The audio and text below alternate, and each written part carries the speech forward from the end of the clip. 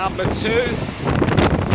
Now we're away from Gonzalo's tearing up the place. Just taking shelter around the corner. Can't really see the wind and the rain coming around the corner, but oh, that was someone's door just flying off.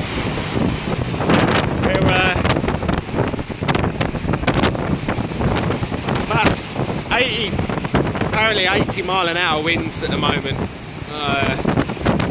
All you can see is just a wall of rain. It's pretty unbelievable, and it's not even begun yet, so